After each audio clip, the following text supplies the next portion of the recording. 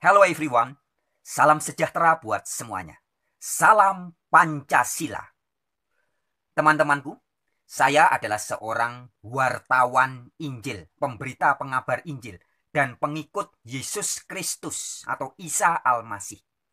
Allah atau sesembahan atau God atau dewa saya adalah Allah Bapa, yang di Perjanjian Lama disebut sebagai Yod-He-Vav-He atau Yahweh atau Yehovah, atau juga disebut sebagai sang nama Hashem. Itulah Allah, God atau Theos saya. Dan Tuan atau pemimpin atau bos saya adalah Yesus Kristus. Kemudian penolong saya setiap hari adalah Roh Kudus. Sobat-sobatku, dalam kapasitas saya sebagai pemberita atau pewarta Injil, jika ada orang yang kemudian menuduh atau memfitnah Injil atau kabar-kabar Alkitabiah yang saya beritakan, maka untuk menyikapinya, saya berhak untuk memberikan tanggapan-tanggapan, jawaban-jawaban atau klarifikasi atas fitnahan-fitnahan atau tuduhan-tuduhan itu. Adapun sobat-sobatku, demikian juga misalnya untuk saudara-saudariku, sobat-sobatku, umat muslim dimanapun berada, yang mengaku sebagai pengikut kitab suci Al-Quran, pengikut ajaran Nabi Muhammad yang mulia. Nah, jika kemudian ada orang yang menuduh atau memfitnah ajaran Islam atau ajaran Nabi Muhammad atau ajaran-ajaran Al-Quran, misalnya ada orang yang mengatakan bahwa Islam itu ajaran setan, Al-Quran itu ajaran teroris, misalkan ya, maka saudara-saudariku, sobat-sobat muslim, sangat berhak untuk memberikan tanggapan, jawaban, dan klarifikasi atas fitnahan-fitnahan atau tuduhan-tuduhan itu. Nah, oleh karena itu, begitupun dengan saudara-saudari kita, umat Hindu Bali, para pelaku Hindu Dharma. Jika ada orang yang kemudian menuduh atau memfitnah ajaran Hindu Bali, seperti yang misalkan dilakukan beberapa hari yang lalu yang sempat viral, kejadiannya sudah dilakukan sekitar 2 tahun yang lalu kabarnya, tetapi direkam dan kemudian viral beberapa hari yang lalu. Yang dilakukan oleh seorang yang dikenal sebagai dosen, seorang doktor juga, orang yang berpendidikan tinggi, orang yang intelektual, yang dianggap tokoh, yang bernama Desak Made Darmawati, yang sudah nekat menuduh dan memfitnah Hindu Bali. Katanya Hindu Bali itu tidak monoteis. Ada juga tuduhan bahwa di Bali itu banyak setannya, bla bla bla, dan tuduhan-tuduhan, beberapa tuduhan-tuduhan lainnya tentang Hindu Bali. Maka dalam hal ini, saudara-saudari kita, para pelaku Hindu Bali atau Hindu Dharma, sangat berhak untuk menjawab dan mengklarifikasinya. Dan kita harus membuka hati untuk mau mendengar setiap klarifikasi dan tanggapan-tanggapan dari pelaku Hindu Bali sendiri. Dan jika di video sebelumnya saya sudah juga memberikan bukti, sebuah edukasi, bahwa sesungguhnya Hindu Bali itu monoteis, bukan politeis. Tapi sobat-sobat, adalah sangat pas dan sangat bagus ya, jika yang memberikan tanggapan langsung adalah pelakunya, yaitu pelaku Hindu Dharma itu sendiri. Baik, jadi pada kesempatan ini saya mengajak buat teman-teman yang belum menonton dan belum menyaksikan atau belum menyimak tanggapan dan jawaban yang dilakukan oleh Bapak Gede Pasek Suardike terhadap fitnah dan tuduhan yang dilakukan oleh doktor dan dosen Desak Made Darmawati ini. Baik, silahkan ya, simak langsung videonya berikut ini. Selamat menyimak. Om Swastiastu, Om Anupadah Ratu Yanto Iswatah. Ya Tuhan, semoga pikiran yang baik datang dari segala penjuru. Assalamualaikum warahmatullahi wabarakatuh. Shalom, namo buddhaya, dan salam kebajikan. Tadi sebenarnya saya mencoba untuk live memberikan penjelasan soal isu yang rame, khususnya dari pernyataan di publik oleh Ibu Desak Made Darmawati, seorang dosen UHAMKA Universitas UHAMKA ya Jakarta, yang memberikan tausiahnya, yang memberikan penjelasannya tentang Hindu di Bali. Nah, tentang Hindu di Bali. Nah, saya merasa penting karena kebetulan saya juga ada di Jakarta hari ini. Mudah-mudahan dengan cara begini nanti beliau bisa nyampe live ini kepada beliau. Nanti kalau memang beliau ingin berdiskusi lebih lanjut, kita akan ajak bersama-sama dengan suasana kebangsaan dan kebinekaan yang sama-sama lah. Beliau di dalam penjelasannya, saya catat ada beberapa hal yang cukup penting diluruskan karena menjadi viral di media sosial sehingga bisa memberikan pemahaman yang keliru tentang apa yang ada di Bali. Pertama, beliau mengatakan bahwa Tuhannya sangat banyak. Itu. Kemudian yang kedua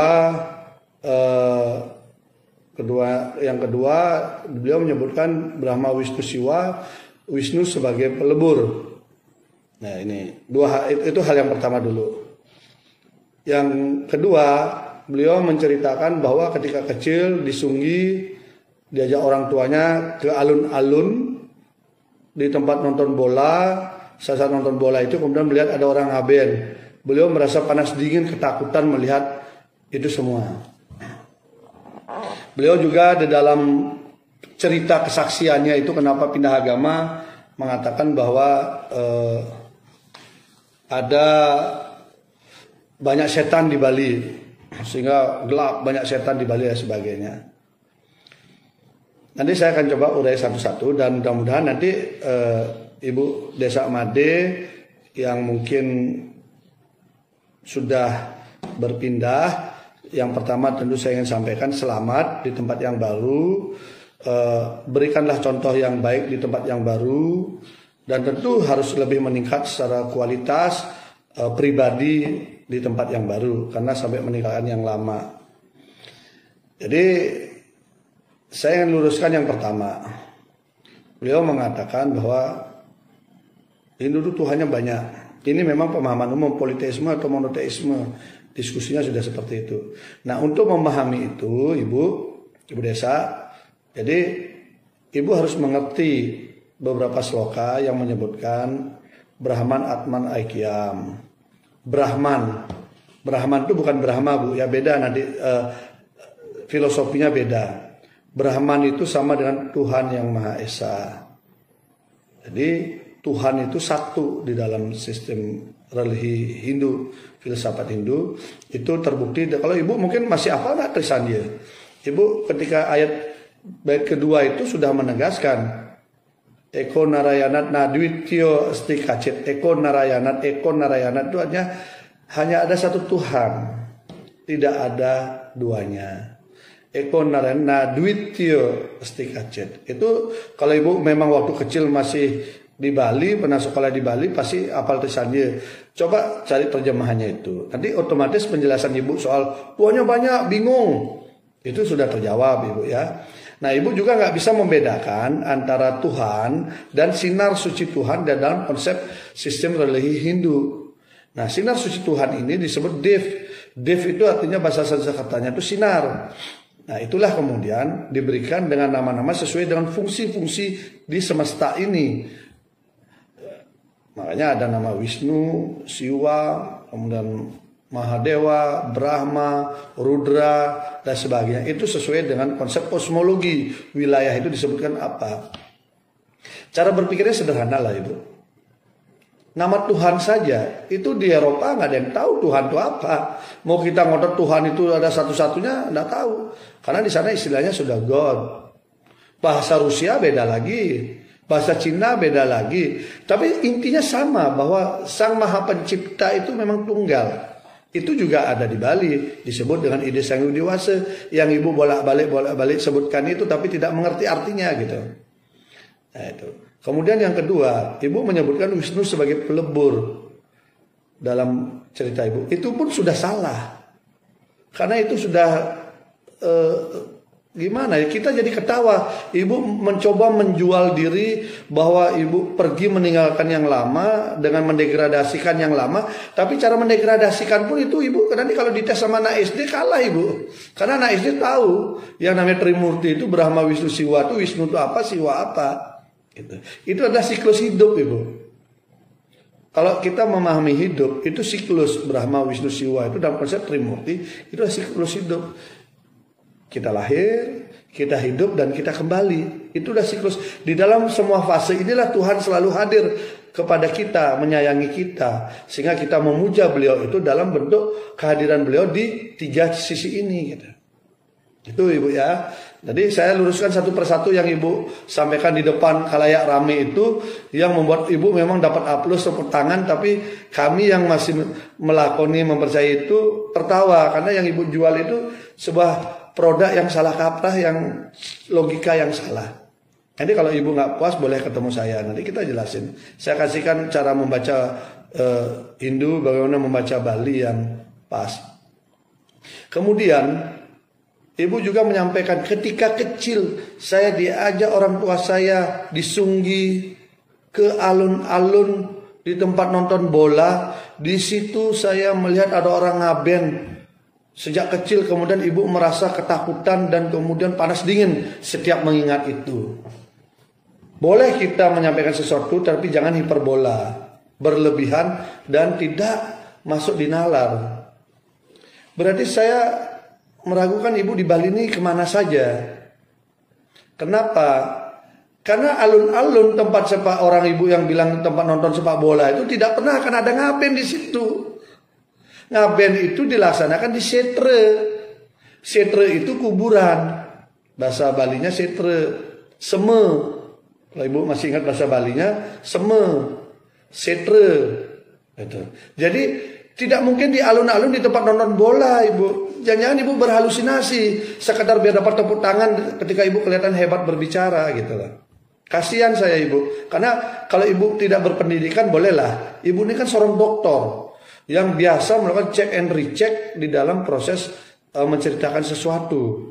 Sampai bisa bikin disertasi dan sebagainya, itu kan pasti sudah levelnya tinggi. Jangan sampai kita salah membaca kepercayaan orang lain untuk ibu menaikkan mutu ibu sendiri. Gitu. Nah, bagaimana kemudian ibu mengatakan juga di Bali itu gelap, banyak setannya, pusat kumpulnya setan. Hati-hati ibu. Itu tidak hanya sekedar sudah menstigma, tapi itu juga sudah menghina. Menghina di mana ibu dulu berasal.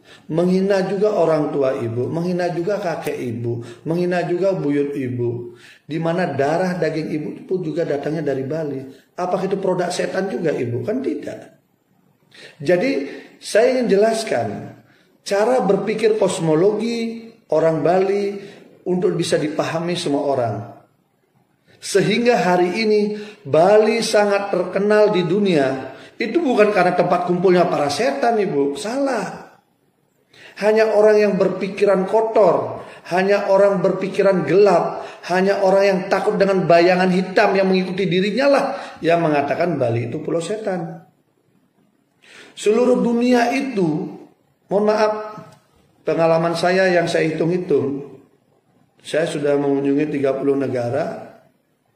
Ketika saya melakukan diplomasi, ketika saya disebut parlemen dari Bali, mereka sangat antusias, mereka sangat menyambut gembira, ingin ngobrol lebih jauh, ingin mengenalkan Bali lebih jauh.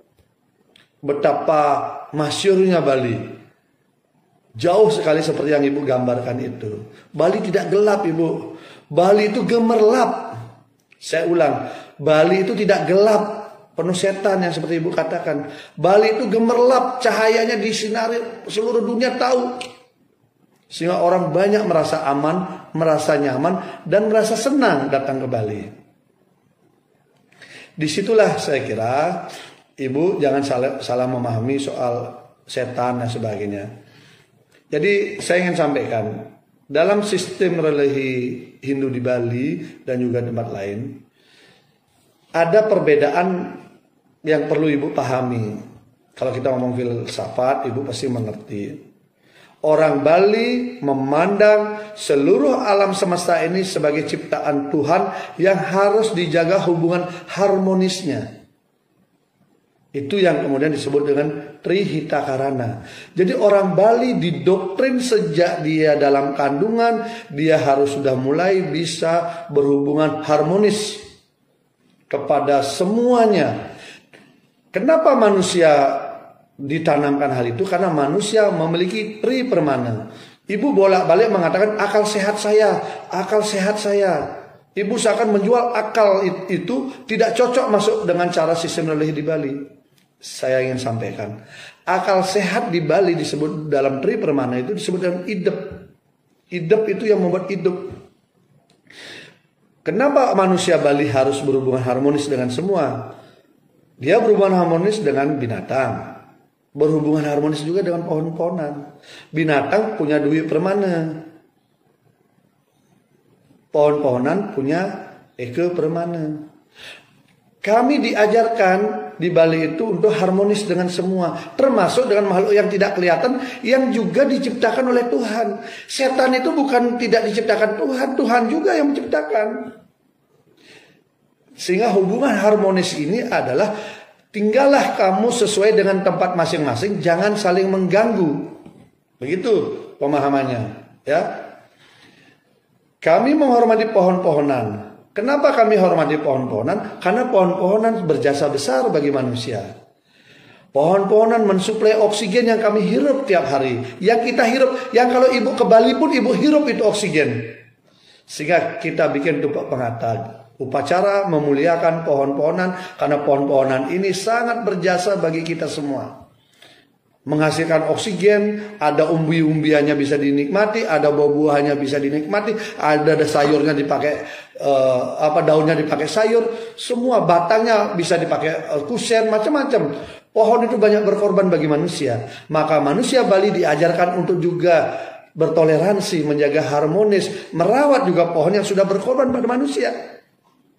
Itulah kemudian manusia Bali diajarkan. Bagi ibu mungkin kelihatan aneh yang tidak pernah peduli sama lingkungan. Tapi bagi kita yang diajarkan untuk selalu take and give, menjaga harmoni, itulah cara berpikir kosmologi orang Bali. Kita berhubungan baik juga dengan binatang. Sehingga binatang pun diberikan hari upacara pemuliaan paginya. Disebut dengan tumpak kandang.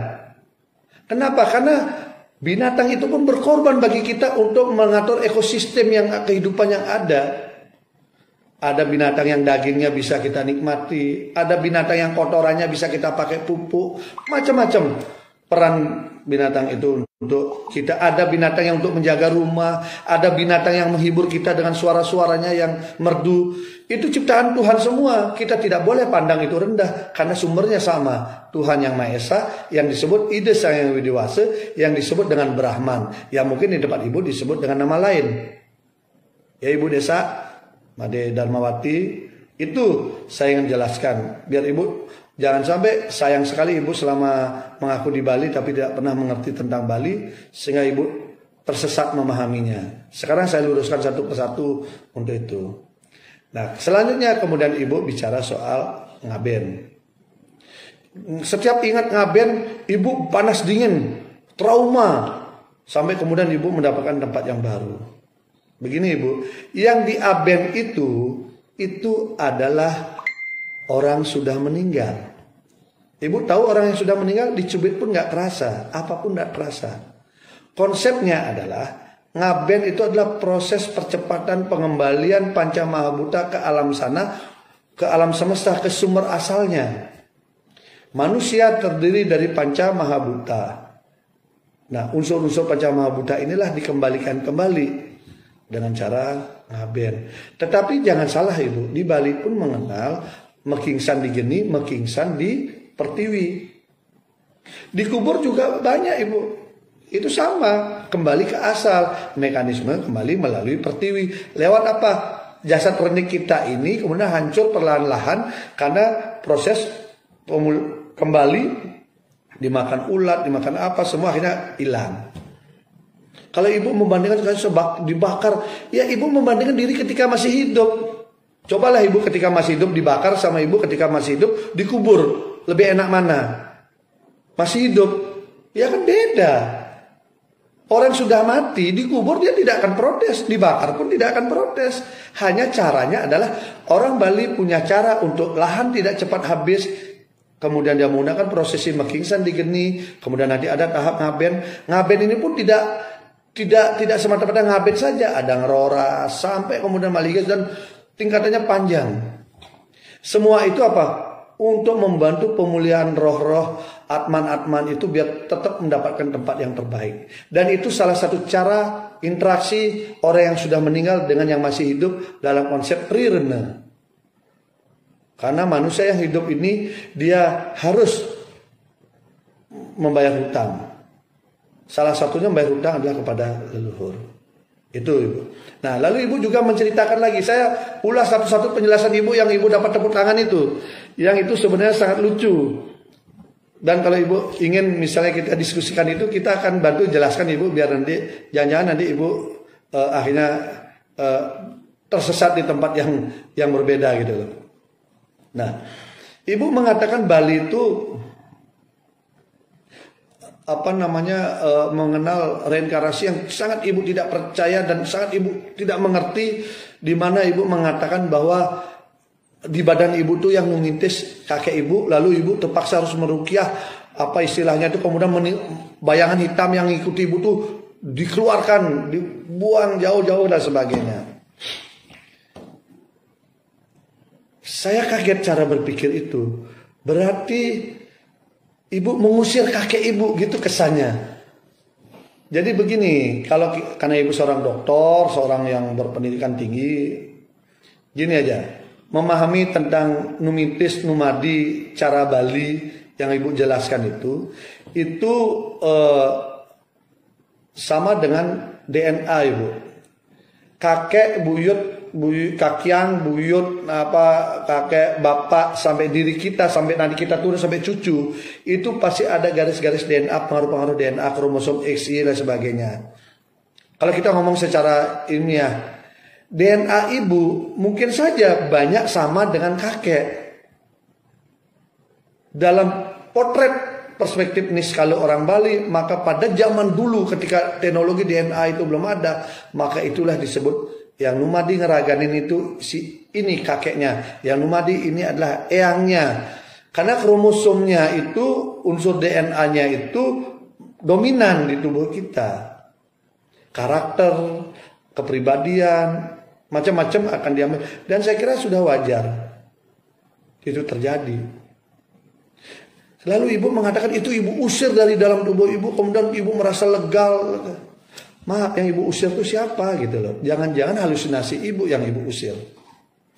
Jadi memahami orang Bali itu orang yang sangat hormat pada leluhur. Sangat hormat, saya ulang lagi. Orang Bali sangat menghormati leluhur, karena itu dia menempatkan leluhur di tempat yang khusus, di tempat yang spesial, di tempat tinggal itu selalu tempatnya spesial. Kenapa? Karena orang Bali diajarkan selalu berterima kasih dari mana dia berasal. Tanpa ada orang tua tidak ada itu seorang anak. Seorang bapak tidak akan ada kalau tidak ada kakek dan nenek. Seorang kakek nenek tidak akan ada kalau nggak ada yang buyutnya dan sebagainya.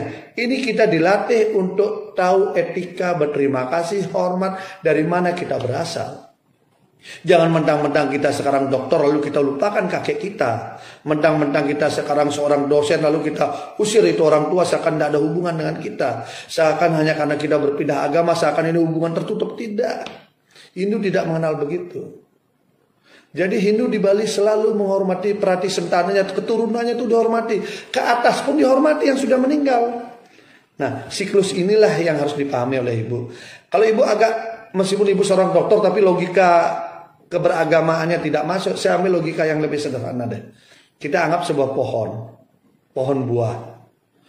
Buah-buahan. Kita dengan gagah tampil hari ini kelihatan batangnya kuat, daunnya lebat, buahnya lebat, bunganya banyak. Lalu kita dengan sombong mengatakan, saya ini hebat, saya berdiri di sini karena saya.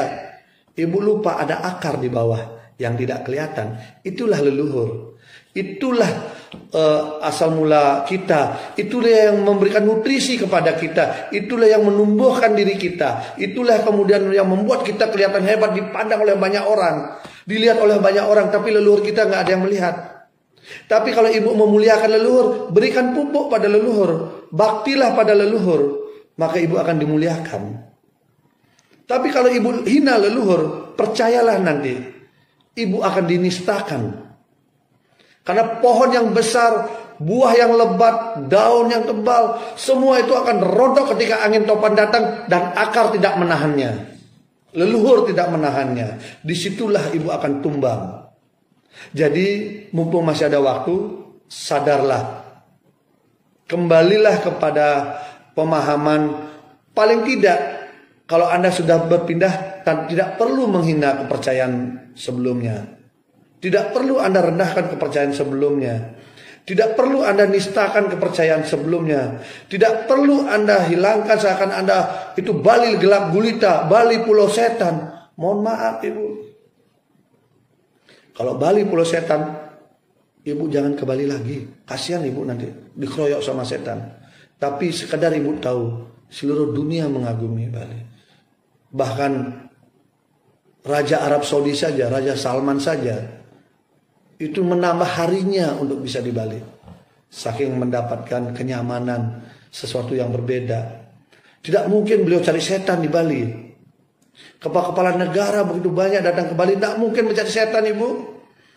Boleh ibu menciptakan doktrin kemana-mana, tetapi salah kalau ibu mendoktrin Bali sebagai tempat kumpulnya para setan. Saya kira ibu belum tentu lebih mulia daripada saya yang masih mencoba menjaga nilai-nilai kebalian saya. Kita sama-sama di Jakarta. Kalau ibu memang ingin tahu lebih jauh tentang Hindu yang ibu tinggalkan, tentang Bali yang ibu rendahkan, saya dengan senang hati untuk menyampaikannya. Kita sama-sama ada di Jakarta, jadi silahkan. Mudah-mudahan lewat media sosial ini nanti sampai juga ke ibu. Kita ketemu, saya akan jelaskan apa yang ibu tidak tahu tentang Bali. Ibu akan kaget, ternyata yang ibu tinggalkan itu sesuatu yang sangat indah gemerlap, yang bernilai sangat tinggi, dikagumi oleh banyak orang. Karya-karya sastra, karya-karya seni. Tidak mungkin setan bisa menciptakan begitu banyak karya-karya seni, karya-karya keindahan. Tidak mungkin ibu. Karena itulah di Bali dikenal dengan namanya Satyam, Siwam, Sundaram. Satyam itu artinya kebenaran, Siwam itu hanya kesucian, Sundaram itu keindahan. Tidak mungkin Bali itu menjadi kelihatan bagaimana dia tahu benar dan salah, tahu tempat-tempat yang kelihatan begitu suci, dan tahu bagaimana karya-karya itu menjadi sangat indah. Dan Bali, jangankan produk apapun, semua dia bisa isi nilai lebih. Hanya manusia berbudi luhur, hanya manusia berakal sehat, hanya manusia punya inovasi, daya kreatif tinggi, bisa menciptakan karya-karya seni yang maha agung. Tidak mungkin setan bisa melakukan itu. Tidak mungkin setan bisa membuat tari-tarian yang dikagumi dunia. Tidak mungkin setan bisa membuat lukisan-lukisan yang dikagumi dunia. Tidak mungkin setan bisa membuat ukiran-ukiran yang indah. Tidak mungkin ibu. Setan hanya bisa membunuh orang, setan hanya bisa memenggal orang, setan hanya bisa melihat darah sebagai sesuatu yang sangat nikmat.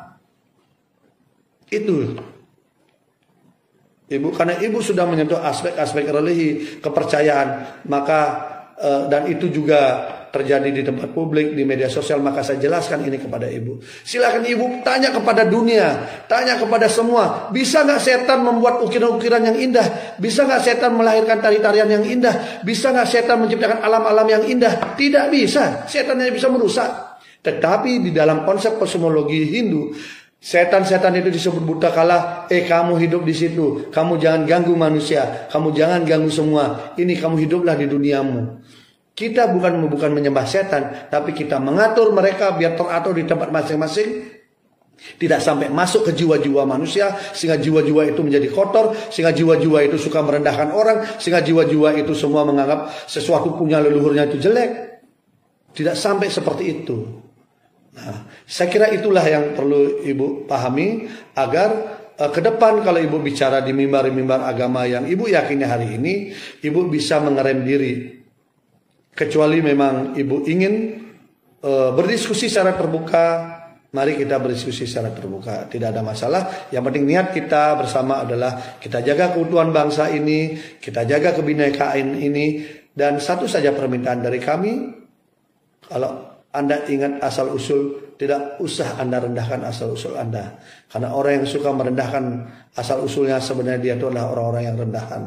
Setinggi apapun pangkatnya, setinggi apapun gelarnya, sebesar apapun jabatannya, sebenarnya dia adalah orang-orang rendah. Karena dia tidak tahu masa lalunya. Orang bijak mengatakan sejarah adalah kekuatan untuk menilai masa depan. Tapi kalau orang sudah tidak bisa membaca sejarah masa lalunya, maka saya akan masa depannya pun sudah suram. Jadi masih ada waktu untuk ibu introspeksi diri. Janganlah leluhur ibu rendahkan. Janganlah tempat di mana ibu dulu ibu nistakan. Silahkan ibu di tempat yang baru mencari kebahagiaan tanpa perlu harus menyakiti orang lain yang masih setia menjaga, merawat Bali seperti sekarang. Saya kira itu yang bisa saya sampaikan. Mudah-mudahan ini bisa menjadi malam yang baik, malam yang indah, dan sampai juga di ibu. Tapi kalau ibu ingin detail, ingin kita diskusi dari hati ke hati, apa yang ibu salah pahami tentang Bali, dengan senang hati saya bisa kasih penjelasan. Tetapi kalau ibu hanya hidup dari menjelekkan Bali, hidup dari menjelekkan sistem religi di Bali, memang kita tidak perlu ketemu. Saya kira biarlah nanti leluhur ibu yang melaksanakan tugasnya dengan baik. Karena kita masih membicarakan yang namanya hukum karma. Hukum karma itu hukum sebab akibat. Pikiran, perkataan, dan perbuatan kita tidak akan kemana-mana. Itulah investasi karma yang akan kita lakukan. Mari kita jaga keindonesiaan kita. Mari kita rawat kebinekaan kita. Mari kita jaga saling toleransi kita. Silahkan berjalan di tempat masing-masing. Tapi kalau tidak mengerti, jangan merendahkan yang tidak diketahui. Saya kira itu yang bisa saya sampaikan malam ini. Mohon maaf tadi mungkin ada sedikit gangguan sehingga tidak keluar suara. Mudah-mudahan hari ini sudah cukup bisa menjelaskan bahwa Bali sangat indah, Bali sangat dikagumi, Bali sangat agung, Bali luar biasa, Bali pulau kecil tapi dia masyhur di seluruh dunia. Yang pasti itu karena karya-karya intelektual, karya-karya manusia-manusia yang mengabdi kepada semesta alam. Sehingga diberikan inspirasi, diberikan daya kreativitas, diberikan cara-cara inovasi yang bisa membuat kemudian memiliki nilai tambah dibandingkan sebelumnya, dibandingkan di tempat yang lainnya. Semoga ibu di tempat yang baru juga bisa bersikap yang sama. Tidak perlu menjelekkan, ya sekali lagi, tidak perlu menjelekkan apa yang ibu tidak ketahui, tidak perlu ibu menistakan sesuatu yang ibu tidak pahami, dan tidak perlu ibu hinakan sesuatu yang ibu sendiri sebenarnya tidak mengerti. Betapa indahnya yang ibu hina. Saya kira itu yang bisa saya sampaikan. Tetap semangat bagaimana kita jaga, dan bagi semeton Bali tidak usah kita bereaksi terlalu berlebihan terhadap penghinaan, cercaan, perendahan itu semua. Karena sejatinya cinta kasih, sayang menyayangi, hidup harmoni, itulah kekuatan Bali. Di mana di antara itu semua kita dikawal yang namanya karma. Baik kita berbuat, baik hasil yang kita dapat.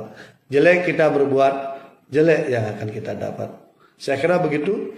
Kalau pikiran dia kotor, biarlah pikirannya akan membawa karmanya sendiri. Kalau perkataannya dia jelek, biarkanlah perkataannya. Kalau besok perbuatannya juga dia jelek, biarkanlah dia.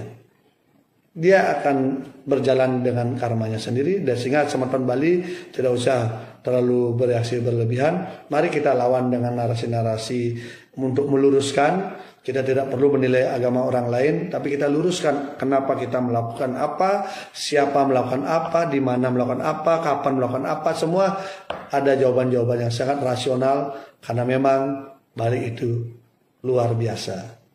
Hanya orang-orang berjiwa besar, hanya berjiwa-jiwa mulia, hanya berhati lurus yang bisa memotret, membaca Bali itu memang indah. Tapi bagi mereka yang jiwanya kotor, otaknya kerdil, wawasannya picik, memang susah membaca Bali itu yang sangat indah. Saya kira itu yang bisa saya sampaikan dari kantor saya di Jakarta. Saya ucapkan mari kita tetap semangat bahwa Satyam Eva Jayate, kebenaran pasti akan menang.